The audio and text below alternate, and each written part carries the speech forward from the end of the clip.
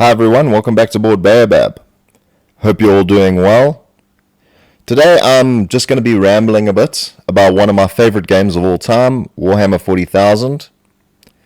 Please excuse my dogs, they are barking a bit today, and they're going to be on and off, hopefully just a bit.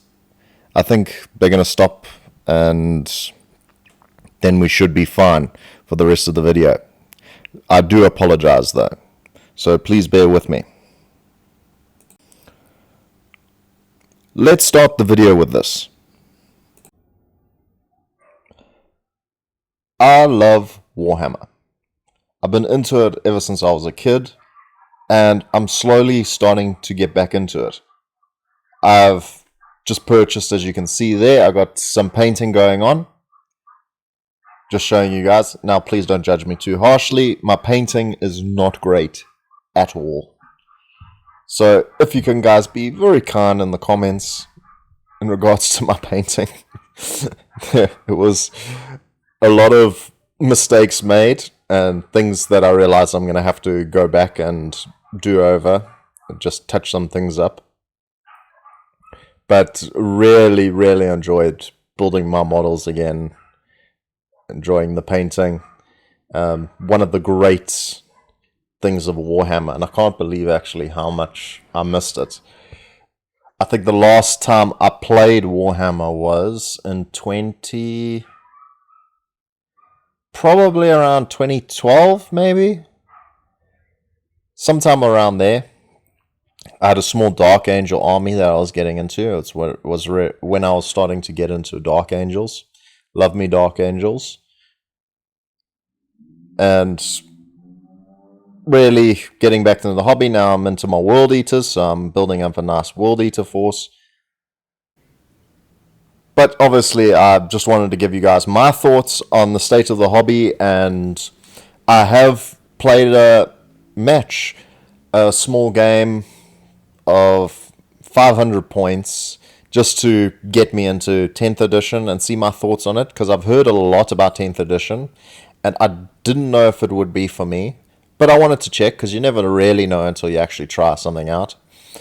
Personally, I'm a very narrative player. I love getting into the stories, and sort of, if you think D&D, just like running through everything and being completely immersed in what's going on in the tabletop and imagining your different squads taking things out, they're getting hit by enemy fire, tanks exploding, all that good stuff. So basically, I'm not got a script here, I'm basically doing this off the cuff. I do have a few points I've written down, just of areas I want to touch on the new edition of what my thoughts are. This might change, because it was 500 points, so I didn't get the full experience. Also, thanks if the person who was playing with me happens to come across this video somehow. You know who you are. Please just know I really appreciate you teaching me the rules and going through everything. Any negative stuff is not against you, it's more about the game.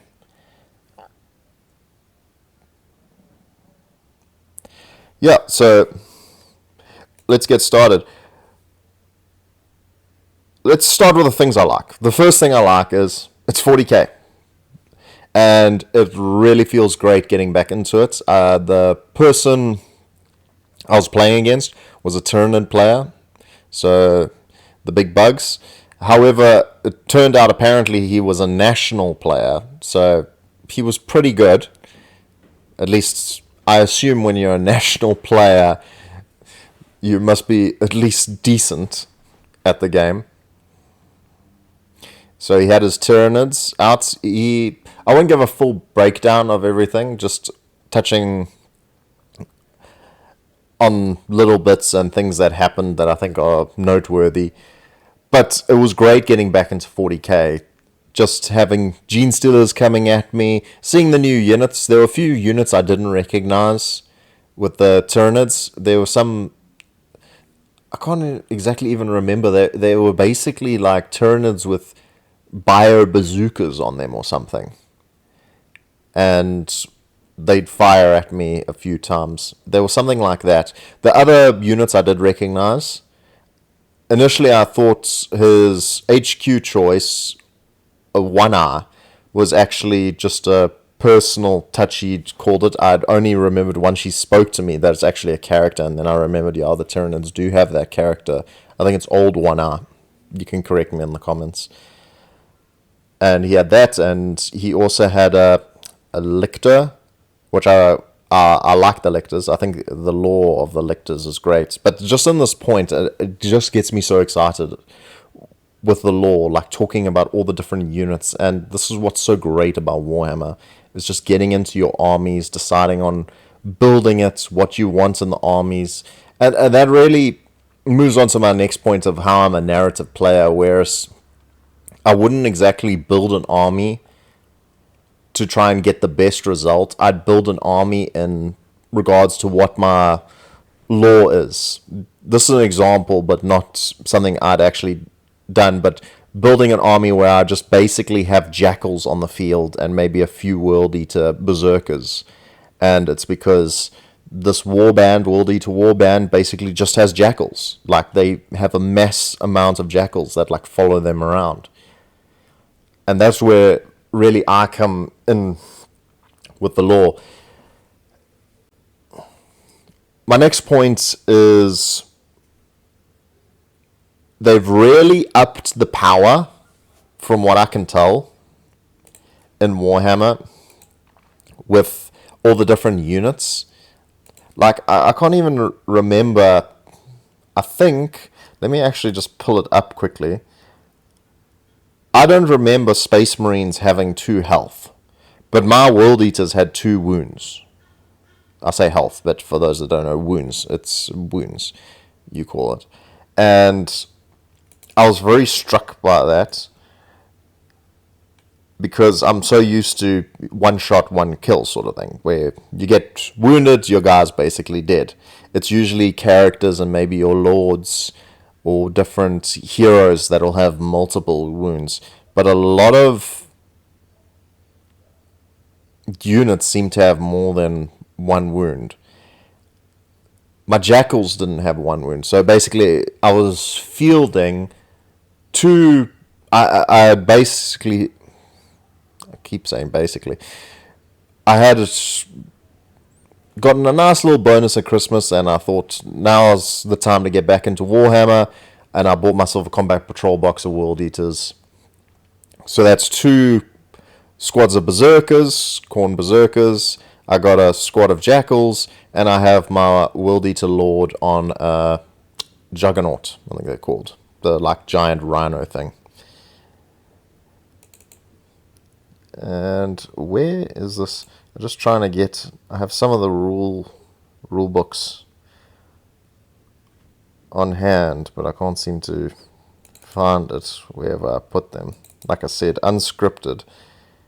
Dark Angels. Because I just want to check. I think it's because they're Space Marines. What they've done is given 2 wounds. Because obviously Space Marines are much more hectic than normal people. Let's just see standard Marines. That's Lionel Johnson. He's going to have a lot more wounds. Well, the Knights, they have 4 wounds. Although the Terminator, Deathwing, but that sort of makes sense. But yeah, I can really see that they got a lot more wounds on them. This is probably, they don't have the Space Marine standard stuff, because you get that in the Space Marine index cards. But I do have the Necron index cards with me. Let's just have a look. Necron Warriors. Let's see how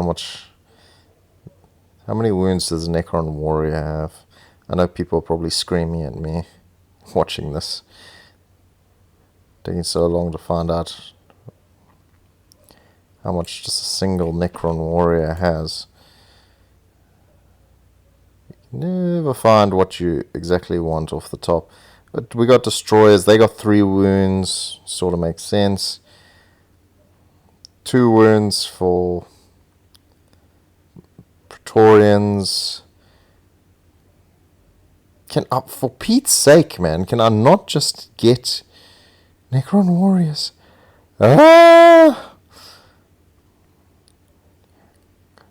It's really important I look at the Necron warriors because they're the standard troop. So I think I found it. There we go. Necron warriors. Finally. And they have 1 wound. Okay. So Necron warrior has 1 wound. But I don't remember Space Marines having 2 wounds. But maybe someone can correct me in the comments if that's always been the case, because I don't remember that. But yeah, they've definitely made things more powerful.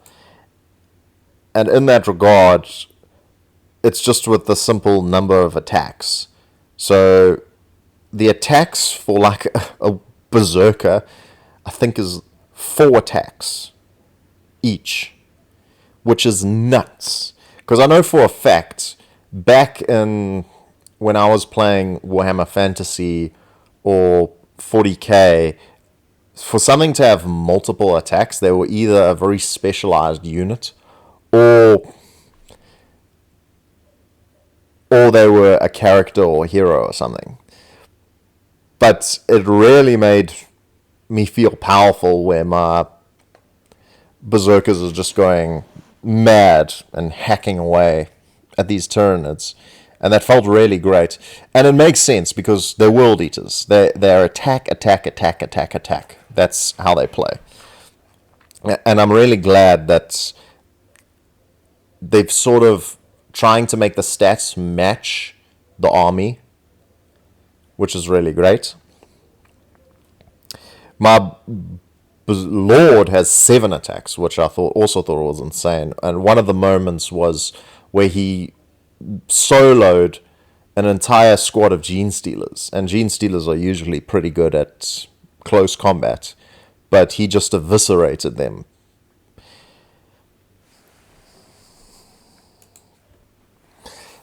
So you really do feel powerful with your particular army, and if you lean into it, it really makes you feel strong and is very satisfying when you play to your army's strength. So I really love that. The next point I had was easier information, and what I meant by that is back in, I think the last edition I played was 6th edition, and I played during 4th, 5th, and 6th edition.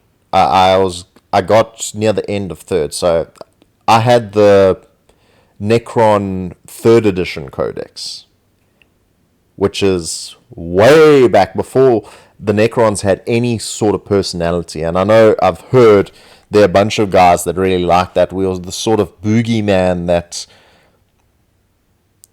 no one knew much about, and very grimdark, where you have the Gauss weapons that are basically flaying the flesh, just ripping the flesh off things.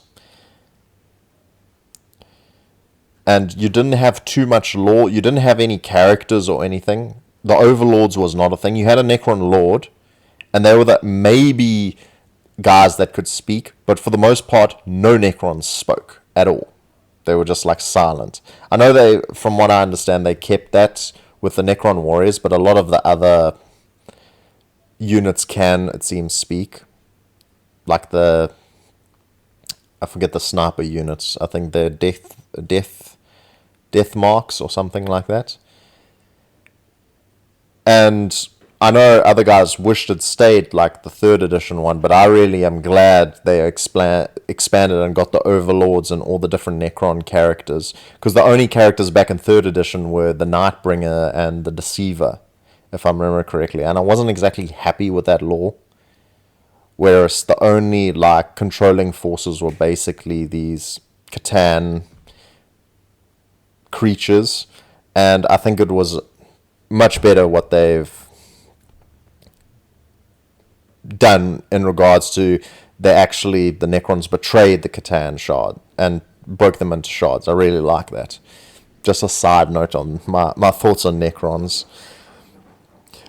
But what I mean by easier information is back in the older editions, when you shot, they had a 4 or a 5 or a 6, and if I remember correctly, the higher the better.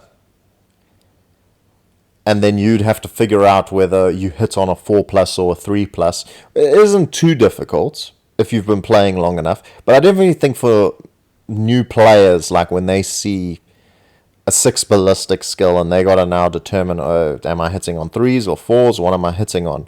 Whereas now they basically say, if I go to the index cards over here, it says BS ballistic skill 4 plus, which I think is much better. Just tell the person, okay, it's a 4 plus, if you're not having something going against something else.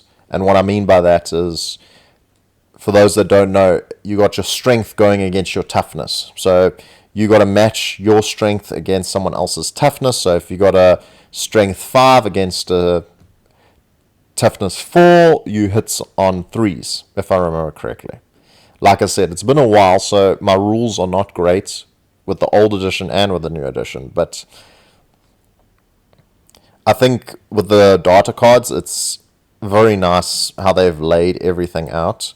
Though we did in our codexes have at the back everything laid down, but the data cards are nice because it does have those little abilities. It's nice for the abilities, whereas if that unit has something specific, for example, if I look here at Necron Immortals, they don't have a special ability. Let me find something with a special ability.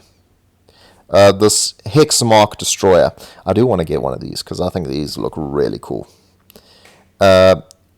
Inescapable Death. Once per turn, one unit from your army with this ability can be targeted with the Fire Overwatch stratagem or yada yada yada, and it just sort of breaks it down. So if that unit has something special with it, whereas if you had your codex, you'd have to go to the specific part of that ability and look at that, whereas the index card, it's right there and you can just see what it says. They do, for the faction and core rules, just say the ability and don't break it down, but that makes sense. So you got your deep strikes, your reanimation protocols, all that stand stuff. But I do think the index cards do help and are a positive.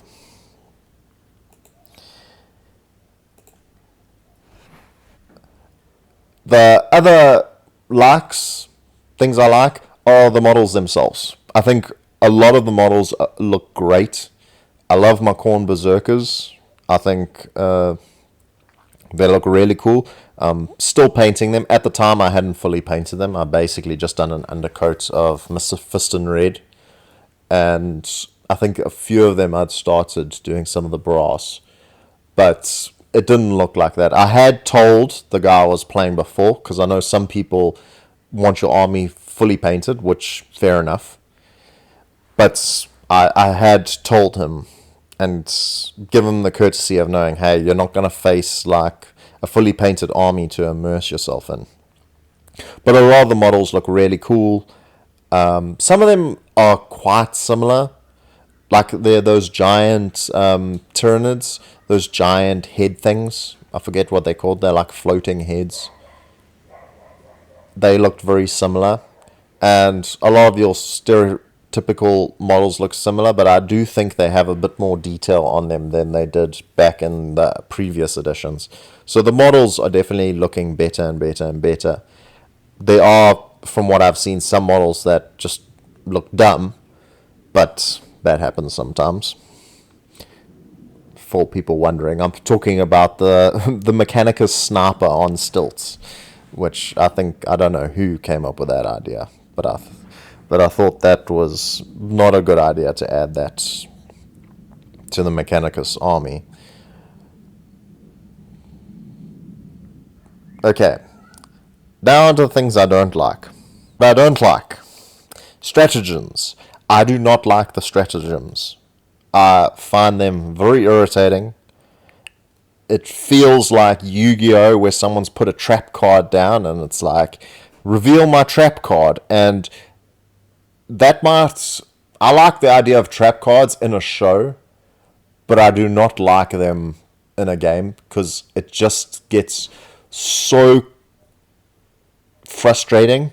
And I know it's supposed to be that way, but you got to basically plan, and this is what basically it can go into another point. It's made for tournament players, and you need to know every single stratagem out there. You got your own stratagems for your army, but not only that, there's a massive basic stratagems that people can pull from, which I understand what they're doing, but there's so many stratagems. You got to constantly like keep your mind going, and it really feels like Magic the Gathering with all these different cards coming out and being played, and it really is not nice. Even when you're playing a stratagem on someone, it's not like, I don't personally get satisfaction out of it. Maybe you could do, I don't know, stratagems where your army has one or two or something like that to make them feel special. But having like a general pool of like 10, I think they're like 10 stratagems or something ridiculous.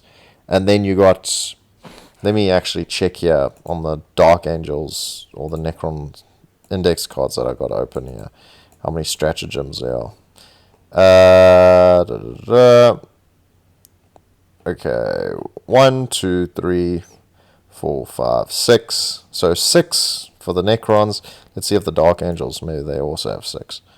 1, 2, 3, 4, 5, 6. Yeah, so they both have 6. So it's just, if you just want to come and roll some dice, you basically have to now, in order to have an okay time, you now need to know all these stratagems someone's going to just suddenly pull out. And you can make a whole plan or strategy, and then they pull out a stratagem, and then your plans have gone to dirt. Not very fun, and I definitely don't think it's for me. Now, this is a knocking tournament play. If you're a tournament player, this game was made for you. And the stratagems are definitely up your alley. If you're like a Magic the Gathering player, the stratagems you're probably going to love, because it's that sort of feeling. It's like, I reveal my trap card, like I say again. And definitely you should be allowed to have that if you're enjoying that. But it's different. I'm just saying I didn't really personally enjoy it. The other thing I don't like is just the general, like, playing for blood. It felt very sweaty. And I was playing against a tournament player. Like he told me he is a national player, and this isn't against him. I could see what he was trying to do. He wanted me to get involved. He was encouraging me to like join tournaments, and that's not exactly what I wanted to do. I'm very much into the lore and making stories. I'm a dungeon master, and I want to build a narrative with my army and with the other person's army, and have a sort of personal story for my army of what's going on. And whereas it definitely feels like, and I've heard this not just from what I experienced, but I've heard this from other YouTubers and people that are narrative players, that it is basically a game where everyone plays for blood, and every inch is measured and means something, and it's not relaxing. It's very stressful.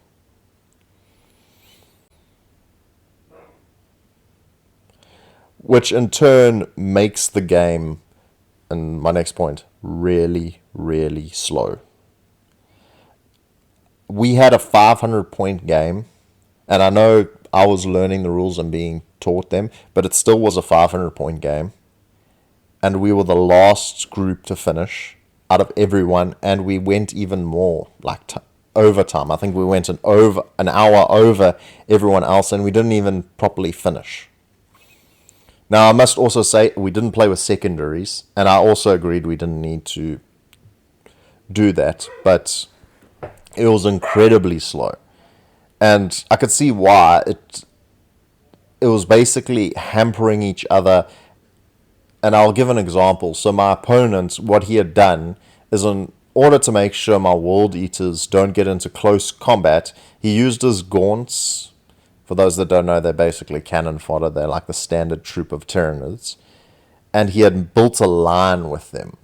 So in order to my World Eaters to get to the other guys, they couldn't go around them. They basically had to go through them unless they'd waste time trying to go right around them. And he literally measured, like, I think they have to be an inch away from each other, and he was measuring an inch to really make sure that my guys couldn't move and then charge and flank from the sides, which is fine. I know what he's doing, and it's a great play for tournaments, but it's incredibly frustrating, particularly for if you're just having a beginner game and you're just trying to learn the rules. He could have done something similar with hampering at least one of my units and just had the gaunts as a small horde just go after and charge into one of my berserker squads, and that would have held them off probably for a turn. Instead of like moving it across, and this is what I mean by he wanted me to basically become a tournament player, because he did that to show me, like, it's a great move to slow your opponent down, and basically if you're shooting, because World Eaters don't really shoot. They have bolt pistols, and that's it, which I think is like 12 inch. So it's basically move up, shoot a bit, and just charge in. And you just want to get in there and hack away with chain swords and chain axes. So for funny side, the Tyranids were the ones actually doing a lot of the shooting. So he had basically made like he was using them as a line of defense so his guys could get off a few more shots before they actually got into close combat. And that's the sort of atmosphere that I really think this game, this edition, is promoting. It's very sweaty, very competitive. Every inch is measured, and it just brings everything down to like a slow slog. And that I actually need to move on to my next point, which is the objectives. I'm not a big fan of the objectives as a main play style. I think that, and don't get me wrong, I think there should be missions where the objectives, like primary objectives, are a thing. That sort of play is fine. But from my understanding, this is the way a standard game is. You got your several primary objectives, and you need to sit on that and gain points accordingly for every turn you hold that objective. Whereas for a narrative perspective, it might work in some, but I don't think it should be the standard. The standard annihilation used to be a thing, and they've sort of done away with that. And what I mean by annihilation is trying to kill as many of your opponent's units as possible. And I think there should be different missions, but I definitely think that should be one of them. And I'm not just saying that because I'm a World Eater player and I just want to hack at things and that would suit me, just trying to hack away at things. But because in the I'm trying to think how to phrase this correctly. In most war, you're trying to wipe out the other guys. Or at least beat them that they're no longer on the board. So they might have run away off the board and taken that area. And I think that should more be because that should be the standard sort of game. And I think we used to have, you used to pull out a deck and it would be, you got to capture different objectives. You need to annihilate or kill the warlord or kill a specific character. I just don't, I think it really works well if you need like a standard tournament. And it definitely, I can see how it will be balanced. But it really doesn't work well if you're a narrative player, at least from what I saw.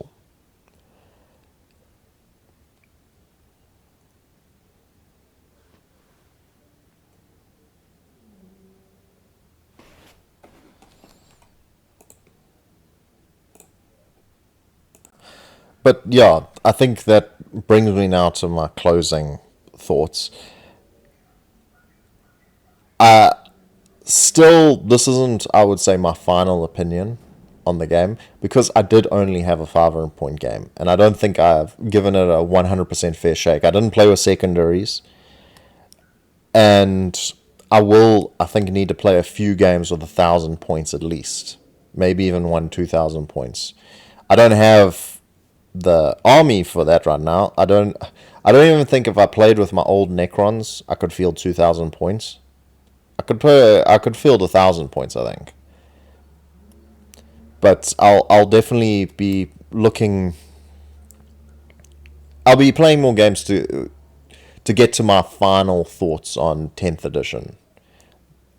But I really, after that game, I came back and I thought, I've heard a lot about one-page rules. Maybe I should go and have a look at that.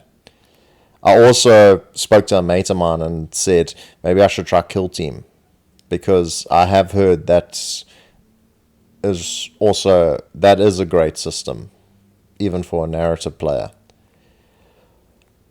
But at the end of the day, I'm still glad that I'm back in 40k. I am really enjoying building up my lore, getting my models going, and I'll definitely be posting more about Warhammer on the channel because on the channel it is not just board games, it's all sorts of games from tabletop RPGs to war games and everything basically gaming. So I'll definitely be adding more Warhammer stuff. If there's anything in particular people want to know about Warhammer or want me to talk about, just let me know in the comment section. And yeah, thanks if you have made to the end of the video. Thank you for listening to my ramblings. And hope you guys have a great day. Keep growing. I'm probably going to go paint some miniatures now. Have a great day, guys. Cheers.